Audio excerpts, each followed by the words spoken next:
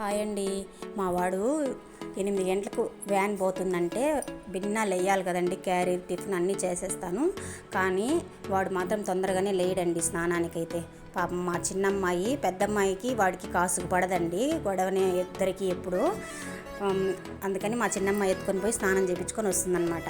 ఇక సాయంత్రం అయితే హోంవర్క్ ఇస్తారు కదా మేడం వాళ్ళు, ఇచ్చినప్పుడు రాయిరా అని చెప్పంటే వాడు అల్లరి చూడండి. ఏమైనా ఒక్కసారి నా పుస్తకం ఎత్తుతాడేమో, అల్లరి చేస్తూనే ఉంటాడు. వాళ్ళని అసలు చదువుకునే వాళ్ళని కూడా డిస్టర్బ్ చేస్తూనే ఉంటాడనమాట. వీళ్ళ గురించి చెప్పాలంటే ఒక సినిమానే రాయొచ్చు నేను. అలా చేస్తూ ఉంటాడు. సరే దొల్లి ఇంకొక సరేనా ఇంకన్నా రాయిలే అని చెప్పి నేను అరుస్తూ ఉంటే నన్ను కూడా లెక్క చేయడు. నన్ను మా పాప వాళ్ళిద్దరినీ కూడా లెక్కనే చేయడండి వాడు.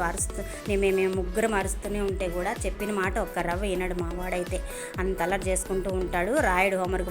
వాళ్ళ డాడీ వస్తే మాత్రం కుక్కిన పెయిన్ లాగా కూర్చొని హోంవర్క్ చేసుకుంటూ ఉంటాడు. వచ్చి అటు వెళ్ళిపోగానే మళ్ళా చూడు వాడి వ్యవహారం ఎలా ఉందో అలాగే చేస్తూ ఉంటాడనమాట ఇంట్లో అయితే.